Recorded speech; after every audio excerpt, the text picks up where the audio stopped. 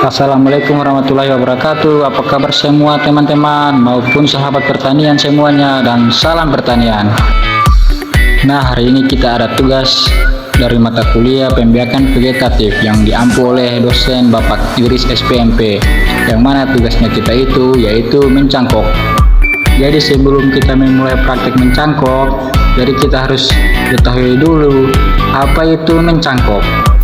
Mencangkok adalah sebuah metode perkembangbiakan vegetatif di mana cara yang dilakukan adalah mengupas ranting pohon yang sudah kelihatan besar sampai terlihat bagian kambiumnya. Lalu bagian kambiumnya itu ditutup dengan tanah atau humus dan dilapisi dengan plastik, kemudian diikat. Yang mana bertujuan untuk memperbanyak tanaman dengan kualitas yang sama dengan induknya dan lebih cepat menghasilkan buah. Proses ini merupakan cara perkembangbiakan yang cukup sederhana dan mudah. Sebelum kita mempraktekannya, kita harus mempersiapkan alat dan bahannya.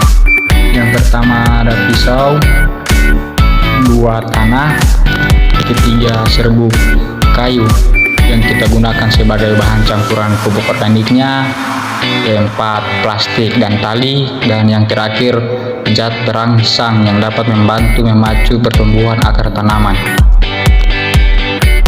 Langkah-langkah yang harus kita lakukan dalam mencangkok tanaman ialah pertama, kita mencampurkan tanah dan serbuk gergaji beserta dibasahi juga dengan air.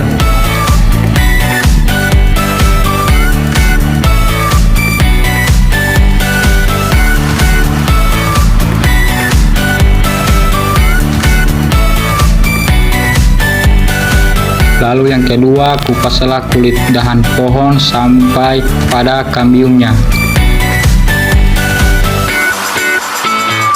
Proses mencangkok menggunakan ranting yang tidak terlalu besar.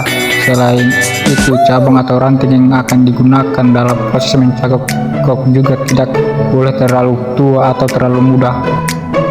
Yang ketiga, kita oleskan zat perangsang hingga merata agar dapat membantu pertumbuhannya.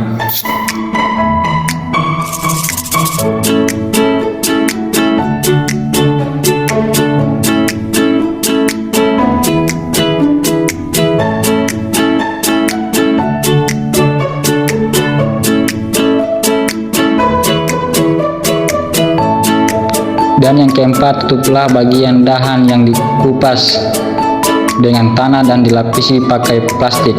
Lalu ikatlah dengan erat agar bungkusannya tidak terlepas.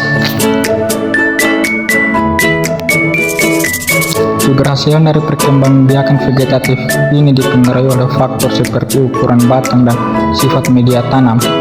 Diameter batang dan media tanam yang ideal akan membuat tanaman hasil cangkok tumbuh dengan baik.